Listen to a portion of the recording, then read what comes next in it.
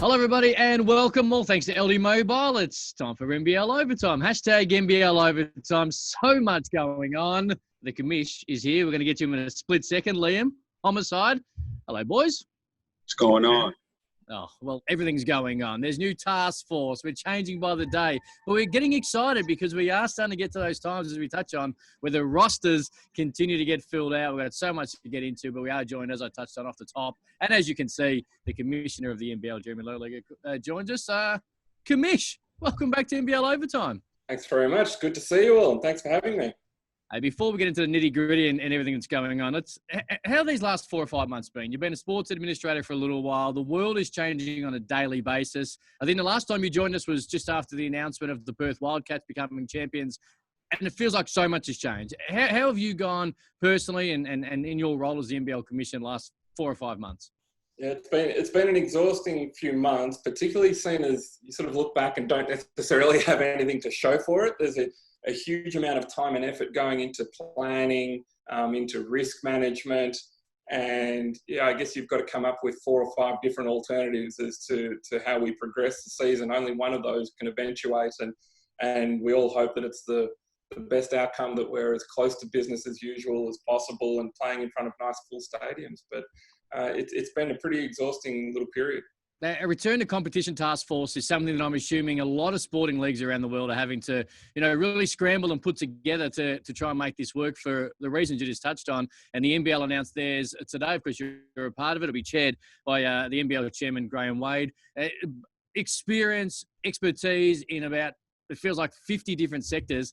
And to be honest, it's probably needed to be able to get everything right as we head towards a restart in December. Yeah, that's exactly right. You've hit the nail on the head in terms of what we were aiming to do was bring expertise from a range of different areas, but importantly, who had a relationship with the game, an understanding of the game and the sport, or the sporting environment more broadly, industry expertise. And so if you look through the panel, and you mentioned our chairman, Graham Wade, chairing the task force. Larry and myself are both on there, but then representation from some of our major partners. So Jack Cowan, the owner of Hungry Jack's, Greg O'Neill, the CEO of Latrobe Financial, but who is also importantly the chairman of the Australian Basketball Players Association. So players are represented there.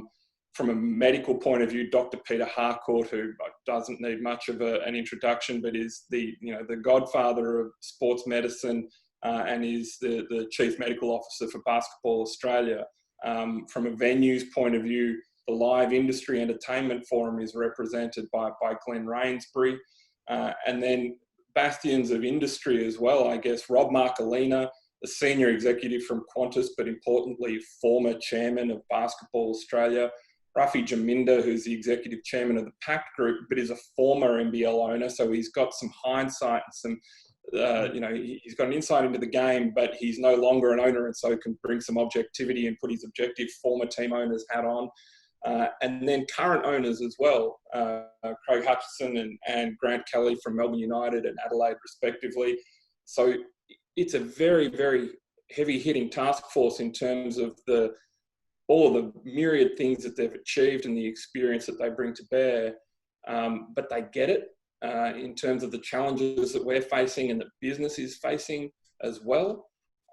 And importantly, they're all people who, through their own business interests, are drawing in information from all of these different sources about what's happening, what's expected to happen in terms of regulatory environment, health and safety, financial impact. So we're really buoyed by the fact that they all agreed to join us and help and do so in the best interest of the sport and in the best interest of ending up with a product that is going to be available to fans.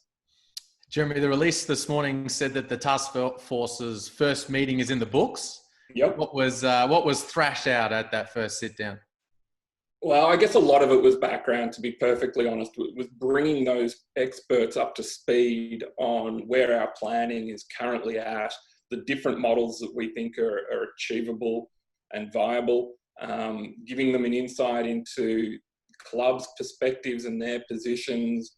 And so a lot of it was background and giving them the information that they need in order to sort of cogitate on it and then come back to the next meeting with some firmer views and opinions. And in the meantime, between those two meetings, the NBL exec will be formulating some strategic questions to ask of those individuals, so that, that I think the second meeting will be the more substantive of the two, put it that way. A lot of it was feeling out the context and everyone's attitudes and confidence. That was one interesting aspect, was getting a sense of everyone's confidence from different industries as to how they're proceeding towards planning for the next financial year. Just on that, how we are changing. This is from a world perspective, but it seems to change every day. So how often are these meetings scheduled? If it's 2 weeks, so much could change from now in a fortnight's time. Is it weekly? Right. How long is it? At the moment we're holding them fortnightly, and that gives us all enough time to do the work that needs to be done, I think, to be able to progress in an orderly fashion. But I think it will become more frequent, because we're going to start to reach deadlines by which decisions need to be made. And one of the critical tasks for this group is not just to identify what decisions need to be made and what options are out there, but when we need to make each one of those decisions, because there is no one magic date by which all decisions need to be made. You can start ruling out or ruling in particular options based on the lead time that you need to give effect to them. So at the moment, we're all working furiously on establishing what those milestone dates are by which we need to make certain critical decisions. I can't believe Homicide didn't make it. Homicide, you got a question? You're not on the task force. I'm all ears. I'm listening. Oh, you're listening? Valuable information. I'm listening. Liam? Jeremy, there's different parts of the league right now are in such different situations with regards to the virus, right? What's happening here in Melbourne, where 2 teams are based, totally different to other parts of Australia, completely different to the situation over in New Zealand. What types of models are you guys currently looking at? Larry this morning spoke about a total hub model. What could that potentially look like? A flexible model? What kind of things are you guys throwing around? Yeah, I guess you've asked the $64 million question as to what are the models, and there's they're at opposite ends of the extreme. You have business as usual and complete hub. I guess cancellation of the season is at the far end of one of those extremes. But in terms of playing models, a complete hub, much like we're seeing with the NBA, is probably the most conservative. And it's one that you basically establish as a backstop. So we're doing the modelling now to understand what a hub would look like, where we could potentially play, what the commercial implications are, so that we have that as in our back pocket, and something that if all else fails, we can rule out other models and end up playing in a hub. Now, it's going to be very costly. Hopefully, if we were to do it, we'd do it somewhere that fans could get along and at least attend games and enjoy them. But it would be a bit of a logistical nightmare, I'm sure you can imagine, but potentially not as difficult as a hybrid model where you're playing partly in hub and partly in normal venues. But that might be a better commercial outcome, is that hybrid model. And then you come down to the business as usual model, which I think we're all fairly realistic and pragmatic about the fact that there's not much happening in the world on the basis of business as usual at present. And probably the closest that we could get to business as usual that we're envisaging at the moment is that most teams would be playing in their regular home venues in front of some fans. Now, how many fans is going to be different in each city, I expect.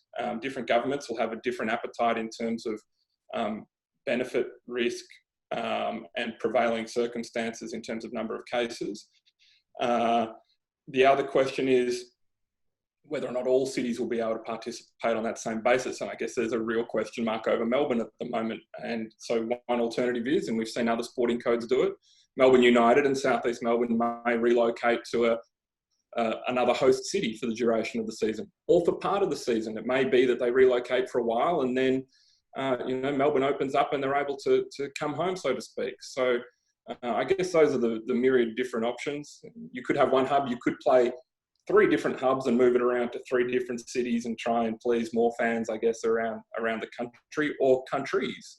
New Zealand obviously is tracking very well in respect of its response to coronavirus, and there's no reason why we couldn't potentially go and play some or all of the season in New Zealand. I guess that's one of the pleasing aspects of it is there are a huge number of choices out there. That's part of the challenge, though, is narrowing down the number of choices and trying to figure out which one gives the best results for the league and, really importantly, for the clubs. They're the ones who are going to be very heavily impacted by this. We're going to do what we can to help, but the best thing we can do is give them the opportunity to maximise the commercial potential. With all the sports that we're seeing at the moment, the NBA being the most obvious example of those, playing in a bubble or a hub type setup, so much of that is based around the fact that they have a broadcast rights deal that brings so much of their commercial benefits for them. The fact that we don't have that necessarily, how big a challenge is that for us to look at that kind of model and pull that off? Yeah, it's very, very significant. And I guess the first priority is the health, safety and well-being of our players, all of the administrators associated with the clubs, and obviously community at large. That has to be the number one priority. The second priority is delivering a great outcome for our fans, playing in front of full stadiums, and rewarding them for the support that they've given us over the last 5 years in growing this product so significantly. But that's fundamental to the viability of the clubs as well. They're so heavily dependent on gate receipts because, as you say, we don't get significant amounts of money from our media rights deals and therefore can't prop up the clubs based on a TV-only model. So it's fundamental. Everything else is they're fixed things that you have to accept, those things that you can't change. The difficulty is sometimes having to accept that you can't change them, but that they're going to change anyway, and it's outside of your control. And at the moment, they're changing very quickly. But the priorities for us are health, and then secondly, getting people through the turnstiles and into stadiums. Homicide? All right. I'm listening. I got This one is some then. good, valuable information. December 3 is the scheduled date that's been slated. And of course, as you touched on, so much is changing on a daily basis. But if it was to start December 3, would you be looking, I know it's early days, extending the season a little bit? Or do you think, and we are seeing this, of course, with the AFL right now, more footy to compress it in? So could we see more midweek NBL games if, in fact, you start December 3 to try and end at a typical mid-March date, which we traditionally do in the NBL? Or do you think it'd be better off moving it and maybe ending, April or May? I think the answer is a little bit of both. I'm all for Tuesday night basketball. Regardless of coronavirus, and Mm-hmm. before we had these limitations thrust upon us, we were actually modelling more basketball in a concentrated period of time, particularly after Christmas and into the first couple of weeks of January, because ordinarily midweek basketball is very difficult because people have school and work, right? But if they're on holidays, they're looking for content on TV quite often, especially mid-afternoon into the evening. And also they're looking for family activities, and going off to a live NBL game, we all know, is great family entertainment. So it seemed to tick a lot of boxes, both for the league and for fans, if we could concentrate more basketball into that period. So we still intend to do that under this revised model. But also I do think that it will probably push out the end of the season as well. And I think you'd probably see the end of the regular season around the middle of April based on current modelling, and that you'd have 4 teams probably play through the second half of April and 2 teams maybe into the first couple of weeks of May. As you say, it is still early and schedule's still falling into place, and that is still premised on an assumption that we're starting through December. But the combination of the two should mean that we don't push out too far on the back end. Certainly if we're starting 2 months late, I don't think it'll run 2 months late. Don't forget, mate, you got to fit the wildcard game in as well in NBL 21. So a little couple of things there. Let's change tack. We're also waiting to see what happens with FIBA qualifications, right? I mean, it's not just basketball in Australia that's been thrown into turmoil. There's a lot of other fixtures that are being set as well. Just before we do change it, just on the hub, if it is possible, like a conversation at some point, you've obviously got those links with the NBA. Would that be a conversation yourself or someone else on the task force would have a chat with to work out the best, what did work, what didn't work when it came to the hub they got in the NBA right now? We've just said if you can leave the floors down in Disney World, that would be great, and we'll head right over. Just gotta get my passport done. Hang on a second, I'll be back. It's comparing apples and oranges to some extent. I mean, there are certainly learnings to take away, and we're doing so constantly, and we're getting feedback from teams fairly regularly about what's working and what are challenges for players. And we've been talking with Players Association or representatives from the NBA Players Association as well, and just starting to understand where the challenges have been arising. We've also identified some really good opportunities, and I think the TV production about the games in the bubble over there have been fantastic. The content's great. It's missing something certainly without the fans there. The virtual fans are pretty cool though, and there's a different set of opportunities that you can realise that you couldn't ordinarily do. So we're certainly learning from it day by day. Well, weird things happen too in the bubble as well, Jeremy. As you can see, the Phoenix Suns, who have been disgusting for a decade, all of a sudden they win 6 in a row, and Liam's a fan. So weird things do happen. Hey, touching on the NBA, with be it the draft, be it uncertain collegiate season. Of course, we're seeing the postponement of college football overnight. We're seeing a situation where the next stars might be a little different, or at least in a situation going forward, teams might look at it when it comes to being able to get some next stars to Australia. Has that all worked out, and how much of an ongoing conversation is that around it? Yeah, I guess it's working out in real time. Like everything else, Next Stars has had to adapt with every other part of our business and our model. And we've got a few different challenges this year. We've never had to compete with the NBA's G League Academy before. We've never had to contend with conversations with parents about sending their 18-year-old son to the other side of the world in the middle of a pandemic. And it's just people's decision-making has been so significantly impacted. We've never had to talk to people about quarantining. We've never had the uncertainty before of being able to tell parents when the competition will start and when their children will be coming home. So we've got all of these different parameters, which are certainly challenging, but at the same time, people are acknowledging the fact that Australia is responding very well to coronavirus for the most part, that we are a safe destination, that roll around summertime when we're looking to start play, that we're probably going to be in a pretty good situation. And so it is still attractive. It's just a very different conversation to what we've been having in the past. And then you've got this timing with Next Stars has always been interesting, because it's always a bit of a roll of the dice as to whether or not you try and secure someone early who is perhaps a line ball draft prospect, or whether or not you wait until the last minute, see if someone pulls out of the draft and decides to go and play pro somewhere for a year first and slips through the crack, but is a much higher likelihood of being drafted first round the following year. So timing's always been an interesting risk-reward factor for the Next Stars program. This year it's different again in the sense that the NBA draft is going to be so much later than it's ever been before. We saw the Didi Lutzada example last year of someone being drafted and then stashed into the Next Stars program for a season or two. And that proved to be really successful. I think the Kings were happy with that outcome. Didi's game continued to improve throughout the season. I know the Pelicans were really happy with it as a development tool for him, and that other NBA clubs were looking at doing the same, drafting people second round in what was going to be July or June, and then delayed until July, and then delayed until August, and now delayed until October. And all of a sudden, we're going to be in a situation where a player could be drafted second round, but it's too late to negotiate a stash arrangement, because if it's mid-October by the time they're drafted, end of October by the time they've really had a conversation with us about a draft and stash. So then it's realistically mid-November before they could leave the country and get their affairs in order. Then potentially 2 weeks of quarantine. they'd be arriving in the country at the beginning of the season. So that might just not be feasible.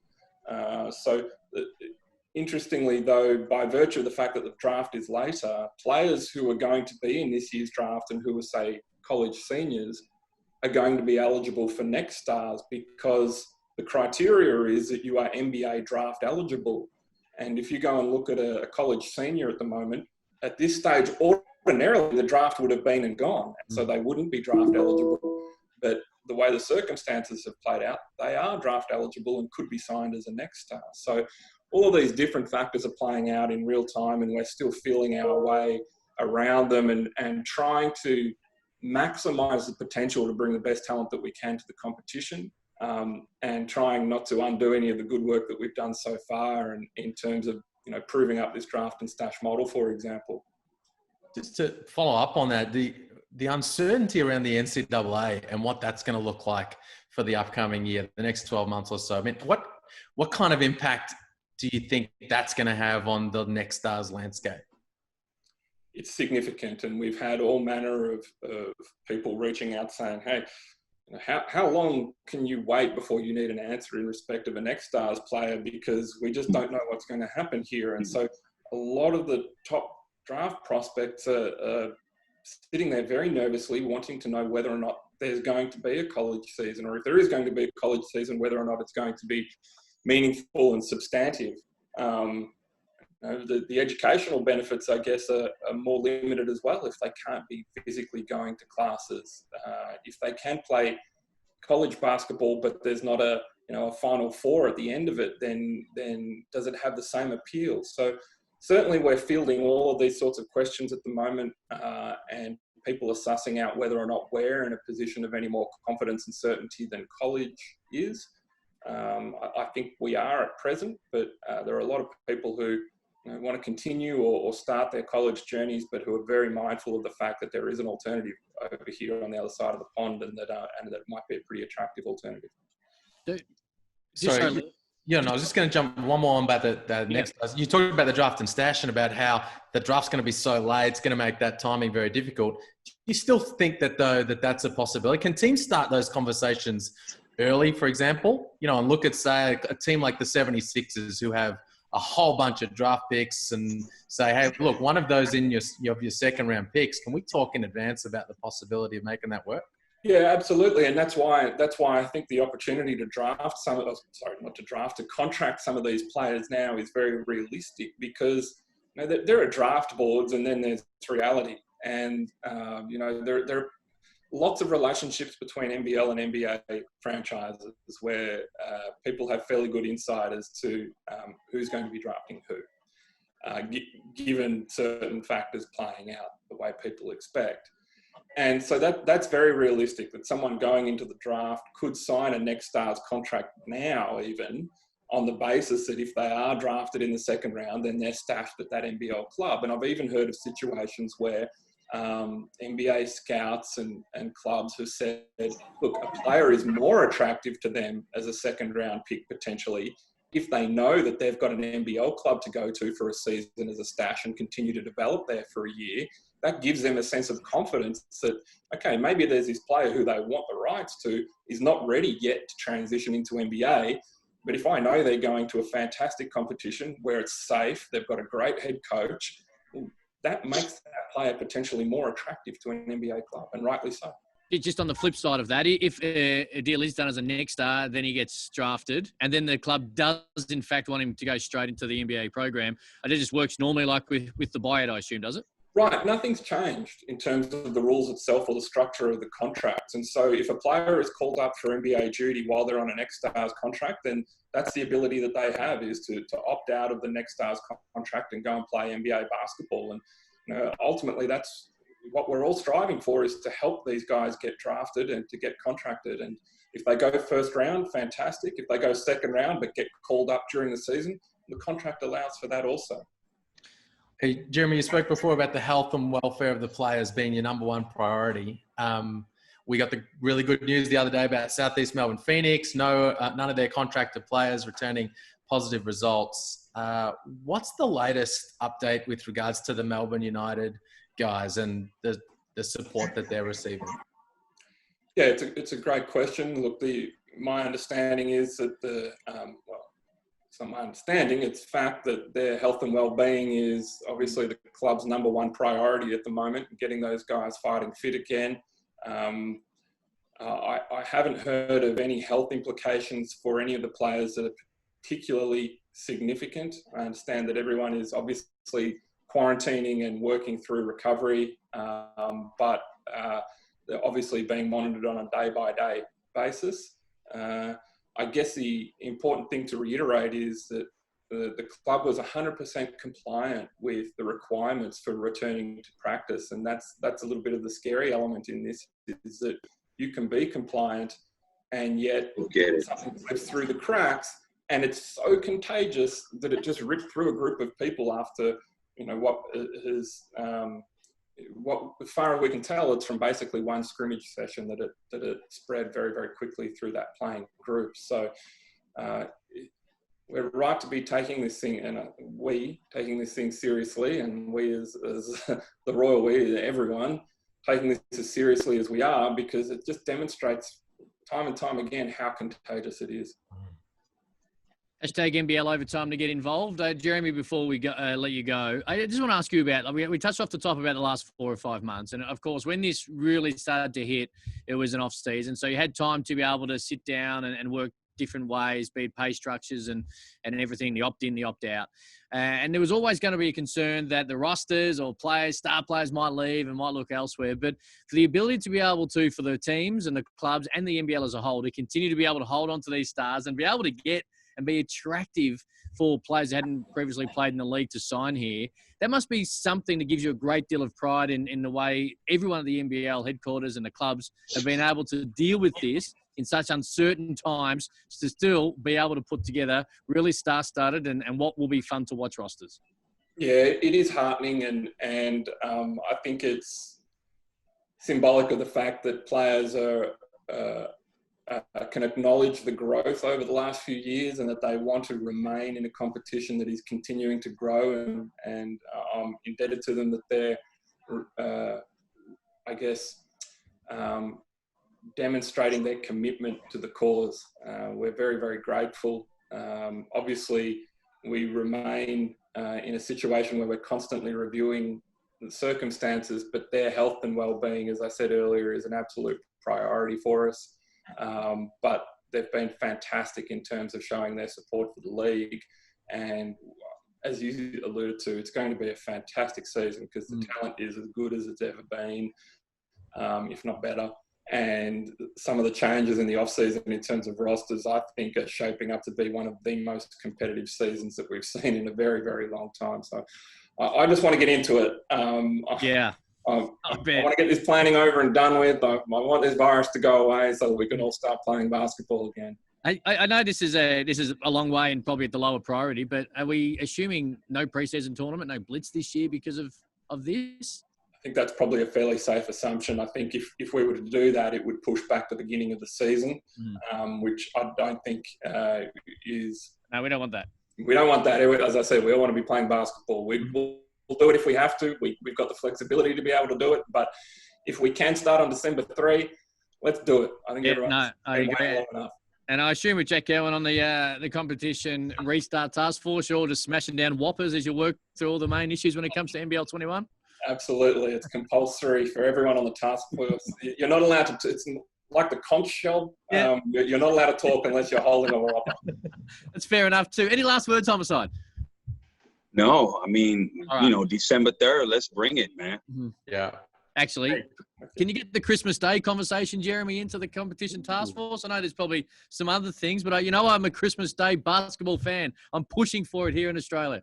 I tell you what, it might be an easier conversation this year than others. If people aren't spending Christmas with their families anyway, then, hey, it's got to be on the table. The first league that does it in Australia gets a huge head start on everyone else, Jeremy. So just keep that in mind. Hey, thank you. We know it's been an incredibly hard 4 or 5 months for everybody, but to be able to do personally as well with your family and homeschooling, I'm assuming as well, thrown in there and trying to get everything right with the NBL as we head towards what we all want on December 3. We appreciate you joining us, and we'll talk again soon. Good on you guys. Great to see you all. Great to speak with you, and I look forward to touching base again soon.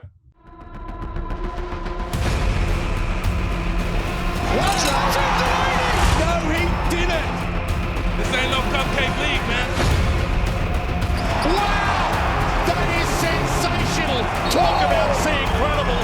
How incredible was that? Oh, baby, that's good. This is ridiculous. They're the hottest team in the league. We're the best team in the league.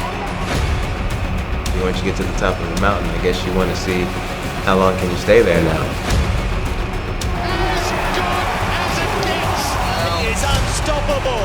It does not get much better than this.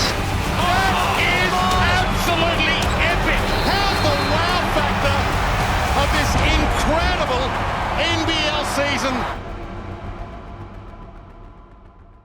Oh, hashtag NBL 21. Boys, if that doesn't fire you up for what hopefully is going to be December 3-0 will, as we've spoken a little bit about this, and we touched on it with Jeremy.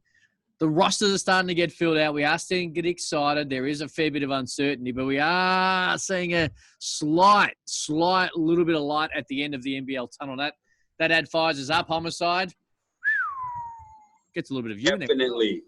Just excited. The juices are slowly starting to rolling again. December's going to be soon. Yeah. And we got to be ready to jump into it. I'm excited. All right. Hey, just to talk a little bit about what Jeremy touched on. The hubs is something, and as he touched on, is probably the last and the bottom of the list. But it is a distinct possibility if you look, as Liam touched on, the NBA, the AFL's doing a hub sort of hybrid version. Where would you like?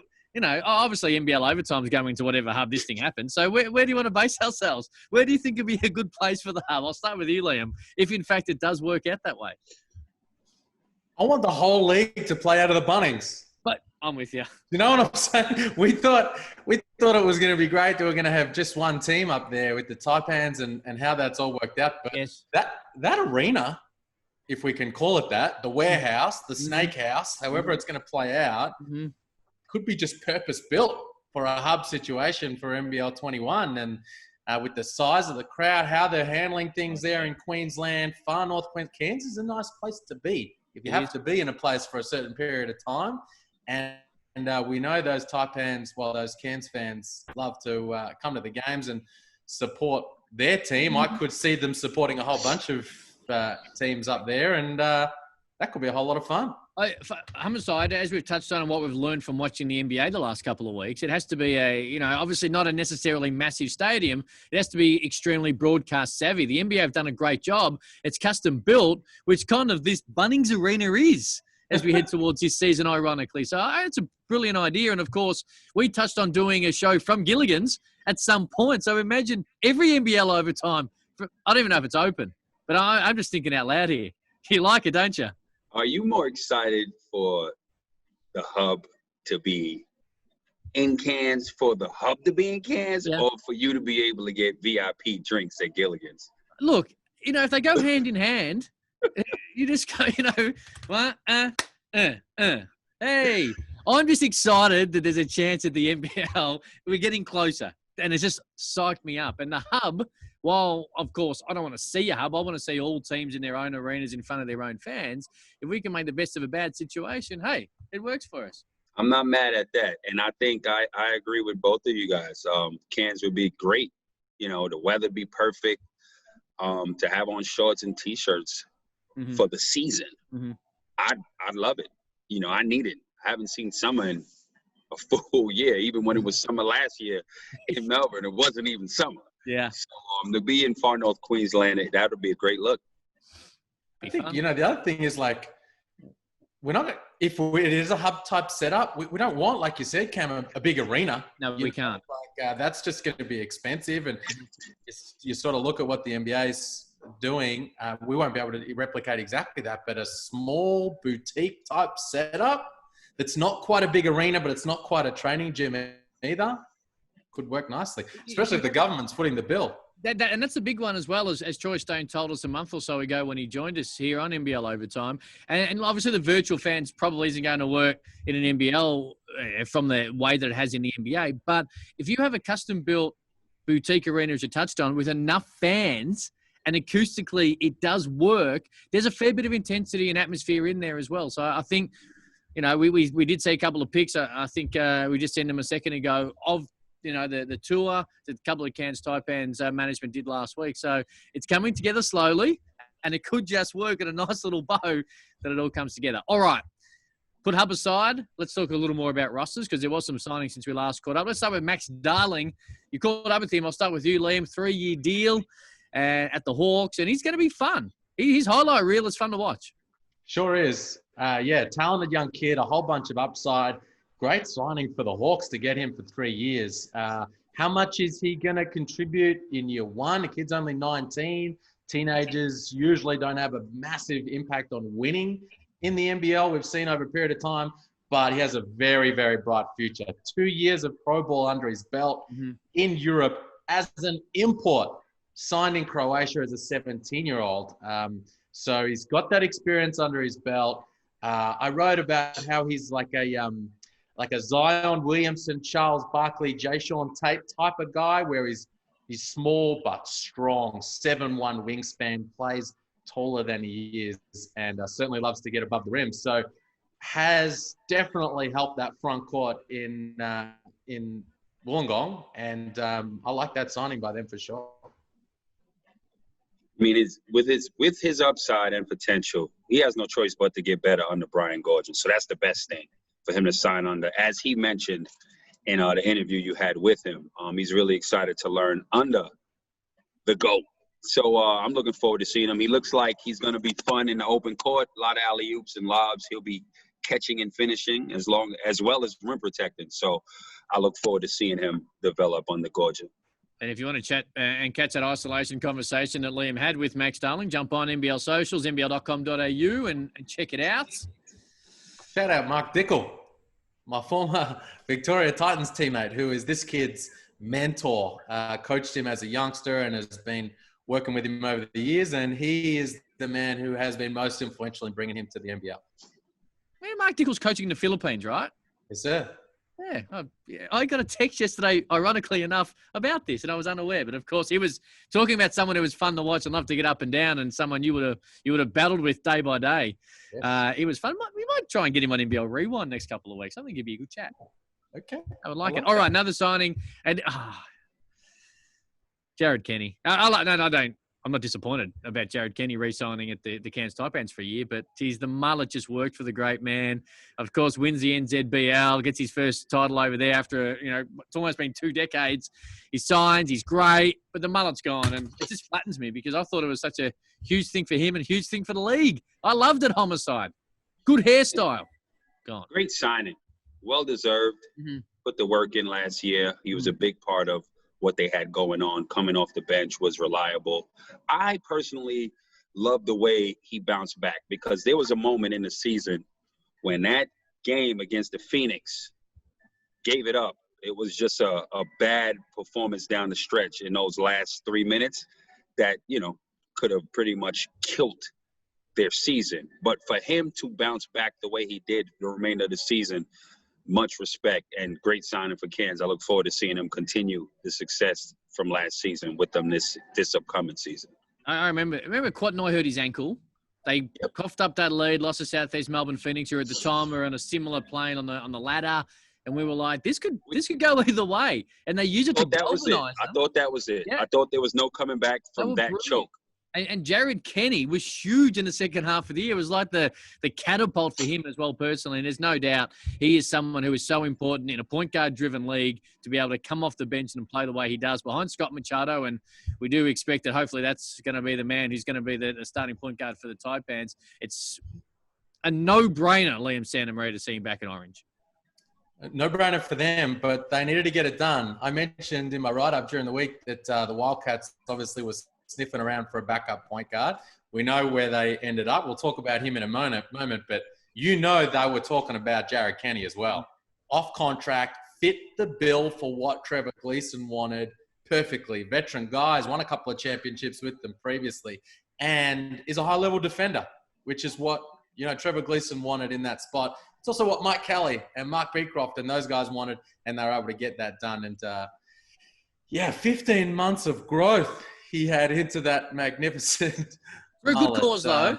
Great cause. Good cause. Yeah. Yep. I just got a text. You can always grow a mullet back. I suspect he's going to put in some effort to get that done for sure. But no, look, he's just a solid guy to have on your roster. And you look at the teams that were in the finals, right? Like Jarrod Kenny, Mitch Norton, Sean Bruce, who was terrific last season, Shea Yili. Like, you have to have somebody solid, really solid in that spot in this league, because there are so many guys at the point guard spot who can just put buckets on the board quickly. And you can't have a guy, if you're a real championship contender, who teams can take advantage of in that spot. So great job by the Taipans to get that done. You mentioned the Perth Wildcats, and you mentioned Kevin White a couple of weeks ago on NBL Overtime, and they were able to join together, and he signs a one-year deal. Kevin White, last year, of course, at Adelaide, now joins the Perth Wildcats, and he's going to back up. Is Mitch Norton going to start? Are we still we're going to have that Norton Cotton? That's how we'll go. And then Kevin White off the bench. We'll start with you, Liam. You like it? Do I like it? Sure. Okay. Yeah. I would have preferred Jarrod. If I was a Wildcats fan, I would have preferred Jarrod Kenny. I'll be honest. But with what the situation they had, do you go with Kevin White or Taylor Britt? I think Taylor Britt's going to be a good player, but for what they need to get done, I think you go for Kevin White right now. People were concerned about how things ended in Adelaide. It was interesting to see him during the week in the West Australian say, I think I did the wrong thing.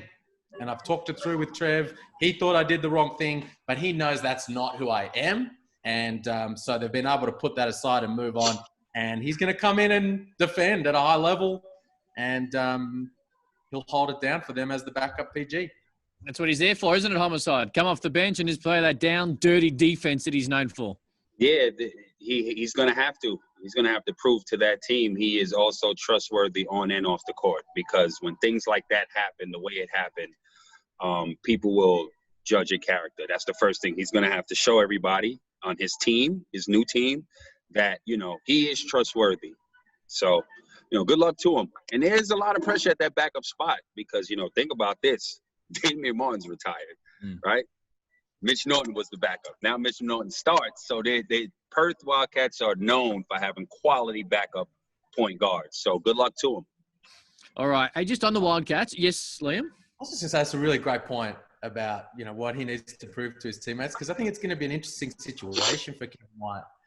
He was the captain of the Hawks and was known as a vocal leader, right? And he spent a year or two barking instructions, being super vocal and leading the way. Then Joey Wright brought him in and said, we don't have that kind of guy. Come in here and tell everybody how to get things done. And that's the role he played. I watched it over in Utah last year when he first was with that team, and he was the most vocal guy on that squad. I think now coming into Perth, he's going to keep quiet, right? He's going to be on a team that have got a bunch of championship winners and Cotton and Wagstaff and Mitch Norton. These guys are the leaders of that team, and he's going to be back to just trying to get the job done on the floor for a little while. All right, just on the Wildcats, because as you mentioned as well a couple of weeks ago, they were trying to get Brock Modem. The asking price was high. They were trying to find a number that fitted both and was accepted in the end. We know that Brock Modem has now gone back to Europe, but we'll get to that in a moment. What are the Wildcats, who are still trying to work their way through replacing Nick Kay, superstar, probably trying to still work out through the citizenship around Bryce Cotton that is really, it's hit and miss when it comes to these type of situations on a normal basis, let alone in 2020. What are you hearing the Wildcats are trying to do or thinking of doing around that 4 spot? Import 4. Okay. That's my understanding. Import 4. Trevor Gleason's spoken about it, and that's certainly my understanding of what they're getting done.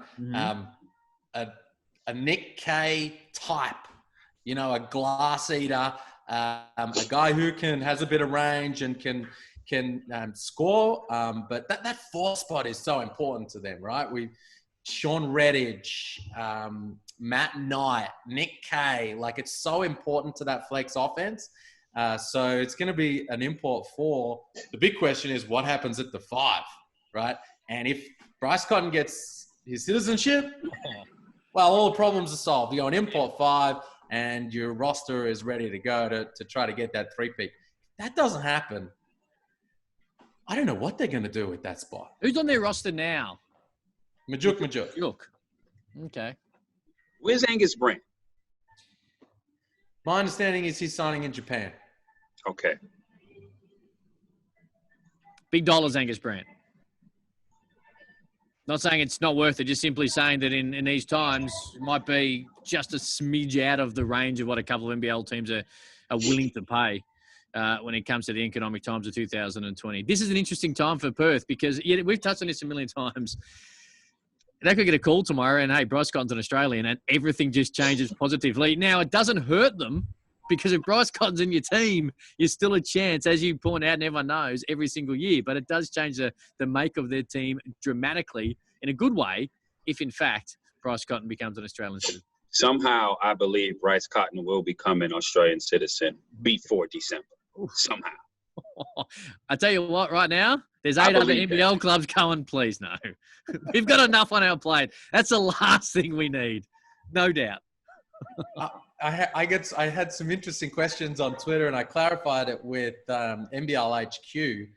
If they get those papers come through and he ticks over to become a citizen mid-season, then they can sign another import. His contract gets reclassified and they can make that happen. So it might be a case of saying, hey, Miles, hang about, big fella.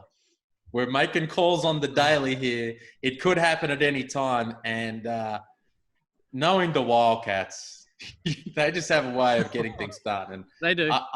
I suspect that'll play out as you said there, Cam. Hashtag NBL Overtime to get involved. We touched on Brock Modem, but yes, he is. We would have loved to have seen him back in the NBL, but what the suspicion was the whole time, Liam, that we weren't, and that's now officially true. Yeah,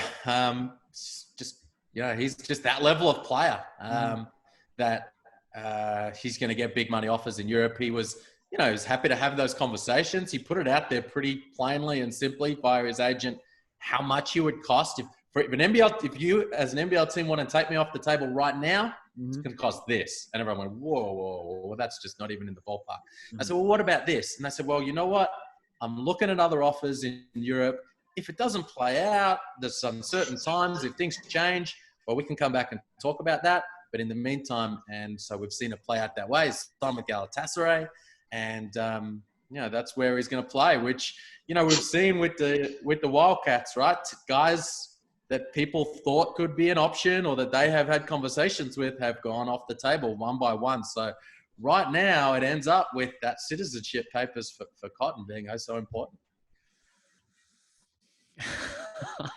I shudder for the rest of the league if, in fact, this comes through. And Homicide has been, I don't know if you've got any immigration friends who's given you a little heads up there, Homicide, but you have been fairly confident the whole time this thing's going to happen. So we'll see how it all plays out. All right. Any last words, Homicide? What do you got for us? Any of them? I just feel that due to, as we know, what's happening in the world and the position and influence the Perth Army and the influential Red Army have in the country, I'm sure they have relatives in high positions. It's all about resources. You understand what I'm saying? So now, if it can help you, put you in the best position available, possible, to 3-peat. Well, I'll tell you this. I'll tell you this. Come on, man. You know how important fans are. Damian Martin is gone. I agree. Right? Nate K is gone. Mm-hmm. The only thing that can help ease that situation, those two guys gone, is getting this guy his citizenship. Then it's a whole new ball game. I couldn't agree anymore. And I'll tell you this. We know how important fans are in the NBL, and clubs feed off their atmosphere and the intensity and the emotion. And I'll tell you what, if the Red Army has connected with the government and get us never more. Who has the most diehard fans in this country? Perth.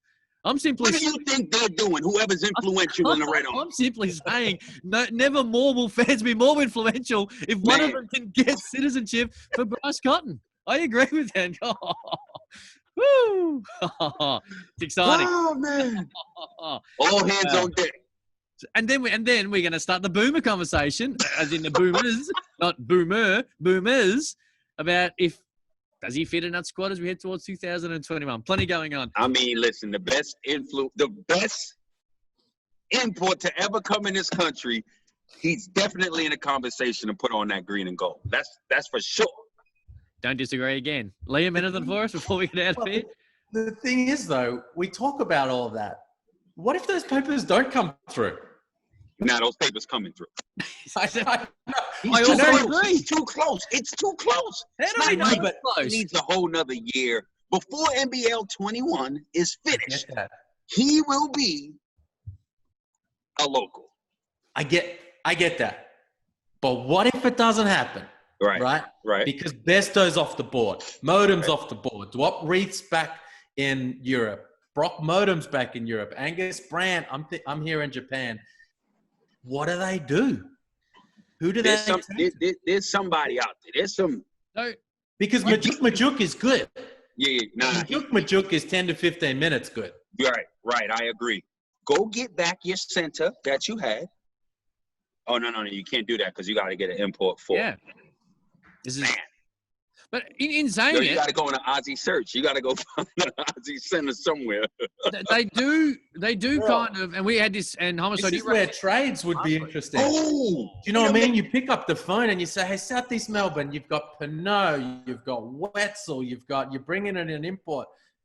This is where next stars could get interesting for Perth. We've never seen that before. They've never really been interested in that before. Or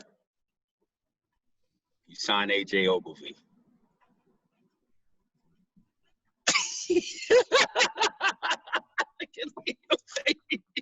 Hey, you ain't got to look out the country for an Aussie center. There's one there if you want one. That's right. You split the center minutes with those two. Doesn't have a great track record at the Jungle. AJ Ogilvy. As an opposition player. Beat him, join him. Yeah, I'm with you there, Homicide. I think it adds to the three. Good call. Yeah, Daniel Kickett's out there as well right now, just quietly. Another one. And as you touched on last week, Alex Pledger. Another one. Sledgehammer. There's a few around, and without Bogut, which are there for no Sean Long, it does change a little bit of how teams look at it. So you don't need a monstrous human to give you 35 minutes at the center to, combat these guys if they're not in the league for obvious reasons. Right. Fair enough. So you can maybe look at it. But Ogilvy's a good call. Pledger obviously still hasn't been signed. There's a few still getting around. Oh, jeez. I'll tell you what, it's a good position to be in. That's true. As I say this, if you've got Bryce Cotton, Norton, of course, they've been able to get Blanchfield. They have an import 4. They've still got a really good crew that's going to have a crack at NBL 21. So it's not title or wooden spoon. It's, hey, we're kind of here. We like what we got. And then goes to that next level if, in fact, the citizenship and the papers do come through. All right. Anything from you, Liam, before we get out of here?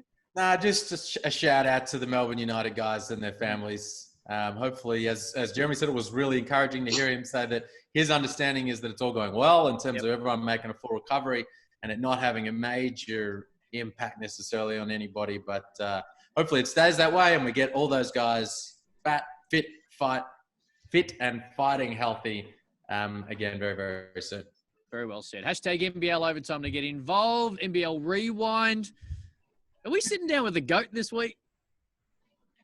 I think that's the word. I think Brian Gorshin's going to join us on NBL Rewind, and we're going to go back and watch Game 3 of that 1992 Grand Final Series Magic Tigers. His first championship, 15,000 people. I think it was called Flinders Park back then. So Brian Gorshin to join us.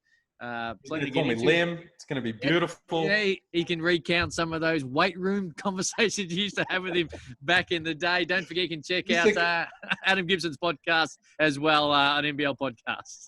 Can't wait. He used to call me Lim Saint Marie. Just can't get his name around his mouth around any of my names. It's going to be great. Can't wait for it. Hashtag NBL Overtime. We'll be back this time next week. See ya.